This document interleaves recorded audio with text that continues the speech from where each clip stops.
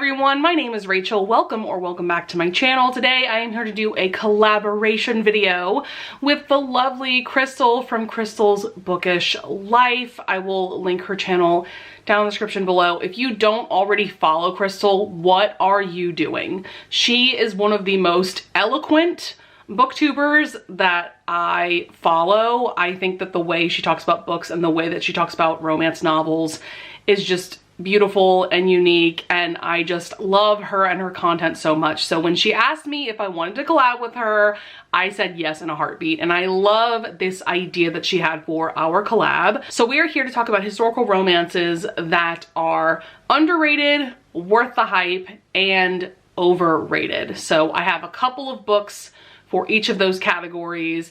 I could do a whole video about books that I feel are underrated. I actually have done a video in the past, I'll link it up in the cards above, about historical romances that I feel are underrated. I've probably done a couple of those videos at this point. So I might do another one of those soon if you guys want. Definitely leave me a comment down below if you would like that video.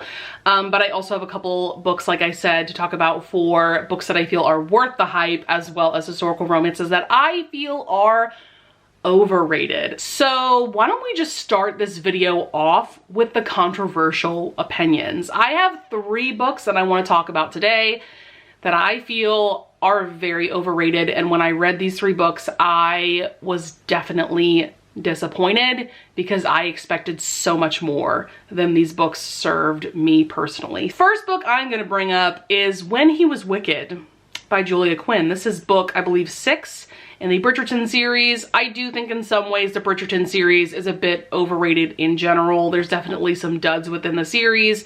This is not my least favorite book of the series. However, this is the one book of the series that it seems like all of my friends are absolutely obsessed with, and I kind of understand, but I don't really understand, because I think I gave this book like 3.5 stars. So I didn't absolutely hate this book.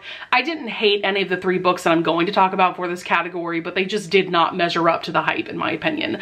And so this is Francesca and Michael's story. The very basic setup is that Francesca was married to Michael's cousin. Said cousin passes away, and so it's now their romance. There's a couple of things that were a bit of a miss for me. I felt Francesca to be a very wishy-washy heroine. She got a little bit annoying at times, not gonna lie. Like, she was just fine, but she's not my favorite Bridgerton sibling, you know? And then this book is so angsty and dramatic. And I feel that that is not Julia Quinn's strong suit. I feel that she's really great at writing charm and wit and funnier, more lighthearted scenes, whereas there's almost none of that in this installment. Unfortunately, we really don't get to see much of the other Bridgerton siblings, except I think Michael is friends with Colin.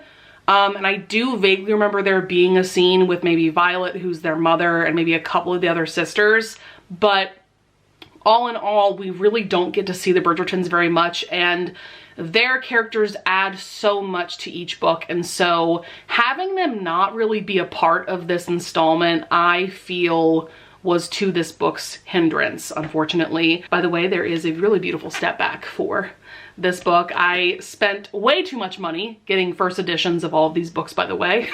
So anytime I'm showing one on camera, I'm gonna show you the step back. But I do think I might change my mind a little bit upon reread. I am planning on rereading these books at some point. I have reread The Viscount Who Loved Me, and I loved that book even more upon reread, so it's possible that my thoughts might change.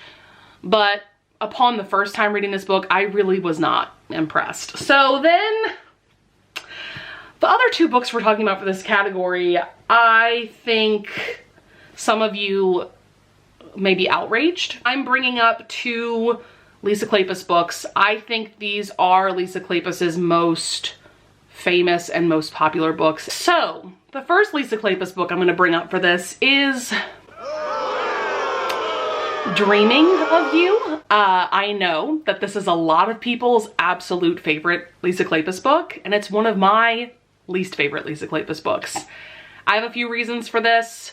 I can't deny that there are some beautiful moments and quotes in this book between Sarah and Derek, our hero and heroine. Absolutely, I'm not going to debate that.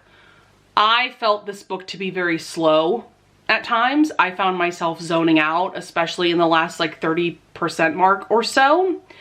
I had also just come off of reading Then Came You and was absolutely floored by how much I loved that book. So I think I was putting even higher expectations on this book and it just did not measure up. And I did like Derek and Sarah's characters individually and as a couple. My other main issue with this is I feel Derek as a romance hero is overrated. I said it, I can't take it back. I have a really hard time rooting for and being really invested in heroes that are extremely emotionally unavailable. Those type of heroes are not appealing to me. And I felt that it was very strange that he was very closed off for most of this book. Then at about the 70% mark, to me, it felt like he just did this very sudden 180 and he was all of the sudden very openly affectionate to Sarah. It just didn't make sense to me. So for those reasons, this book just did not live up to the hype for me. And I don't know that my feelings would change all that much upon reread. I probably will reread this at some point because I'm definitely gonna want to reread Then Came You, which is book 1 in this little duet. But yeah. Then we have my other Lisa Kleypas book that I'm gonna mention for this category. This is arguably just as popular as Dreaming of You, but it might be even more so, and that is... Oh, brother, this guy stinks! Devil in Winter by Lisa Kleypas, book 3 in her Wallflower series. I have a beautiful first edition. Look at that step back. Obsessed. Whew, okay, I have a couple of gripes with this book, though I did give it 4 stars, and you know what? I gave Dreaming of You like 3.5 stars. Clearly I didn't hate these books, right? One thing I absolutely despise about this book is there is a villain who is Evie's cousin, I believe. He's overweight. And the way that Lisa Kleypas wrote this character was very infuriating to me because he's one of those overweight or plus size characters that his weight is used as a way to make him even more revolting to the reader. How Lisa Kleypas would describe things like his double chin, or how like parts of his skin would jiggle when he moved or something like that. Like, it was a lot. It was over the top for me and it really pissed me off. Then we have Sebastian, our hero. After reading this entire book, I still am not convinced that Sebastian truly deserves Evie. I will say I really enjoy these two characters when they make appearances in other books, because if you don't know, a lot of Lisa Kleypas's books and series are interconnected, and so they make appearances once they're older, once they're parents, in other books. So I do really like their characters. Most of this book, I felt Sebastian was almost cruel to Evie. It was a lot. And I don't know that Lisa Kleypas did the best job with his redemption arc. I've read books like this in the past with heroes like this where the redemption arc was done so much better. I actually have a book that reminds me of Devil in Winter on this list in the underrated category, so I'll get to that in a minute. And my main takeaway with Sebastian's character is if the author has to put the hero in mortal danger to endear him to the reader, something is wrong with that character, in my opinion. Also, an iconic moment in this book is that Evie meets Cam Rohan, the love of my life. He is the hero in Mine Till Midnight, and he works at the gambling hell that Sebastian ends up taking over from Evie's father. And Cam and Evie have a moment together. And I literally put in my Goodreads review, I don't understand how Evie didn't fall for Cam over Sebastian, because Cam is that amazing of a character. Like I said about these other overrated books, my opinion may change a bit upon reread, but I do have some very real gripes with this book at the end of the day. All right, I'm gonna quickly mention a couple of books that I do feel are absolutely worth the hype, and I did decide to put a Lisa Kleypas book into each of these categories because I thought that that was fun. First and foremost, I'm just gonna mention every Tessa Dare book ever is completely worth the hype. I do think that The Duchess Deal, which is book 1 in her Girl Meets Duke series, or her Girl Meets Duke series in general is her most hyped, most popular, and I think that it's completely worth all of that hype and more. Tessa Dare is a master at writing historical rom-coms. This is my favorite book by her. This is still my favorite historical romance of all time. Nothing has quite topped this book in my mind. It's just an incredible marriage of convenience. We have a scarred hero, gives Beauty and the Beast vibes. The way that Emma, our heroine, gets under Ash's skin is amazing. He's just the perfect, hilarious, grumpy hero, yet there is some real emotional depth to this story as well. And I know that I will never, ever, ever shut up about how incredible this book in particular is. I sincerely hope that one day we get The Bride Bet, which is book 4 of this series. I am just hoping and praying that we get a release date at some point in the future, because these books are just amazing. I just love Tessa Dare so, so much. Another book that I think is completely worth the hype, and I'm pretty sure this is my favorite Lisa Kleypas book. Now that I'm thinking about it, the only one that I might love a little bit more is Then Came You, but come on, Again the Magic is a masterpiece in my opinion. This is just an incredible second chance angsty romance. We have Aline and McKenna. They fell in love when they were about 17 years old, but Aline's father gets in the way of their romance, and so Aline ends up breaking McKenna's heart. So he goes off, becomes a self-made man, very wealthy. So I believe it's like 10 years later or something, like quite some time has passed. He comes back into Aline's life. He's hell-bent on revenge now. He wants to make Aline fall back in love with him, and then he will break her heart to get back at her.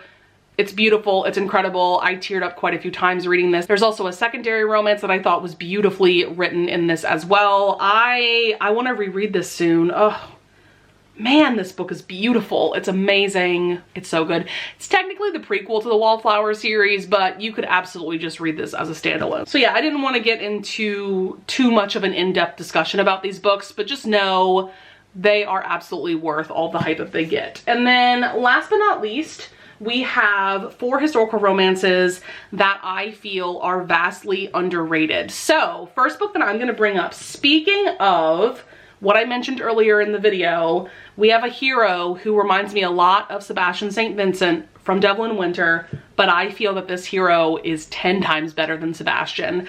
That is Benedict from The Devil is a Marquis by Elisa Braden. I feel Elisa Braden in general is very underrated because she's an indie historical romance author, so obviously she's not gonna get the same amount of readers that traditionally published authors get. But this is book 4 in her Rescued from Ruin series. You definitely don't need to read the first 3 books of this series, though I have really enjoyed them. This story is kind of its own separate thing. There's really no connection from this book to the first 3 books. But this one is about Charlotte and Benedict. Benedict is a wastrel. He has kind of lost his will to live, and his estate is just in ruins. He's in a lot of debt. So he's kind of resorted to selling himself to kind of make ends meet. Then we have Charlotte, who's an American heiress, and her father just basically wants to buy a title.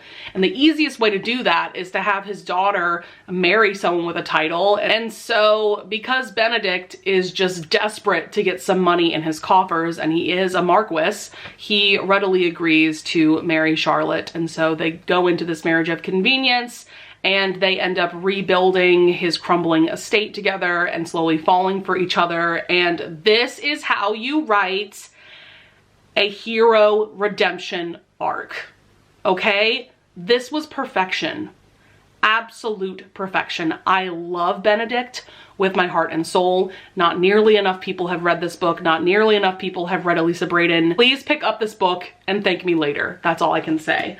Next book I want to bring up is my Lisa Kleypas book for this category. I'm bringing up Coldhearted Rake.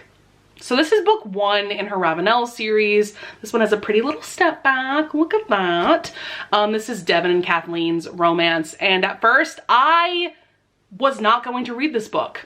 Going into the Ravenel series, I was going to skip this book altogether because so many of my friends had given this like 3 stars. A lot of people felt very meh about this romance. A lot of people that I follow straight up hate Kathleen, the heroine. They find her very annoying. And so I was just gonna skip to book 2, which is Marrying Winterborn, which is another book that is absolutely worth the hype. But I found in starting Marrying Winterborn, I was missing a lot of context about the beginning of their relationship. And so you really do need to read a lot of Lisa Kleypas's books in order, because that's how interconnected they are. So I kind of reluctantly stopped my audiobook for Marrying Winterborn before I got too far into it and went back and started Coldhearted Rake. I did not expect to love this book as much as I did. I ended up giving it 5 stars. I thought that this was a beautiful and passionate romance between Devin and Kathleen. It has a hate to love vibe because Kathleen overhears Devin saying some not so nice things about her and about the whole situation of him now being the Earl and all of that. But oh my God, there were so many just beautiful and passionate moments between these two characters. The love confession at the end of this is stunning. It's absolutely beautiful. Devin says something about, if I have to wait 60 years to be with you, it will be 60 years well spent because I will be spending those 60 years loving you. Something along those lines, like just absolutely beautiful, swoony. And we also get quite a bit of Rhys and Helen's romance as well, since they're the couple of Marrying Winterborn. I don't understand why people hate Kathleen so much. I'm gonna say that. I understood her. I understood her motivations. I liked her a lot, so.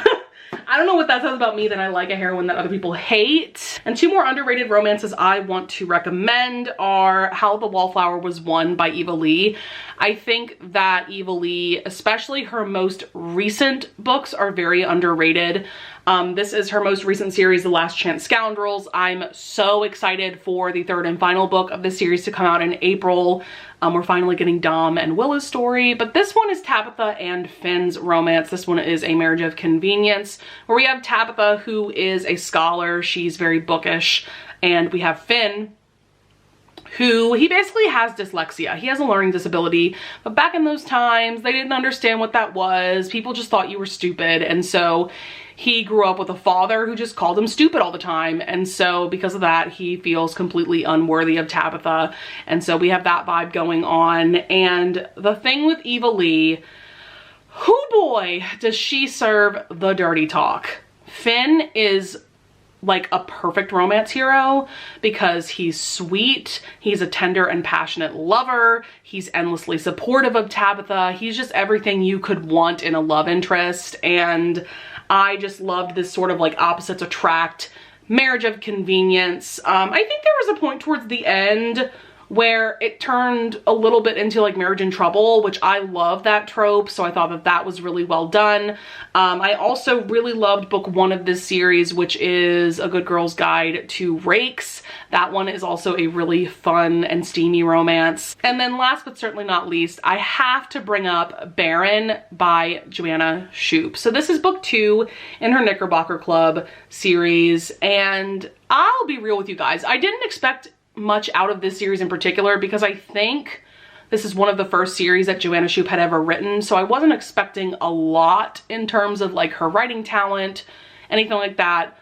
But this romance is amazing. So this is a hate to love, a true hate to love romance between Ava, who is a psychic medium. She's not really a medium. She definitely is kind of scamming people, but in this time period, people were really into spiritualism, so it's a really lucrative way to make some money and to make ends meet. She is very poor, and she's taking care of her younger brother and sister on her own. And then we have Will, who is a railroad baron. He is currently running for office. I want to say Lieutenant Governor of New York, if I'm not mistaken. These are Gilded Age romances that take place in New York, by the way. And oh my God, this hate to love dynamic is everything. I loved the banter. I think this is some of the best banter that Joanna Shoop has ever written. I love how their passionate hate turned into real passion. And Joanna Shoop, she always surprises me with how amazing her steamy scenes are. Like, oh man, this romance, this book was just absolutely delectable and delicious. I cannot recommend this highly enough. I gave Magnate, which was book 1, 5 stars as well. I have not read Mogul yet, which is book 3, but I've also heard amazing things about that book. All right, guys, that's going to be it for some historical romances that I feel are either overrated, worth the hype, or underrated. I hope that you guys enjoyed this video. Definitely go check out Crystal's video as well. I'm very excited to see what books she ends up talking about for each category. I would also love it if you would leave a comment if you want to talk about some historical romances that you feel are either overrated, underrated, or worth the hype. I would also love it if you would leave a like and subscribe, and I thank you so much in advance if you do, and I will see you guys in the next video. Bye!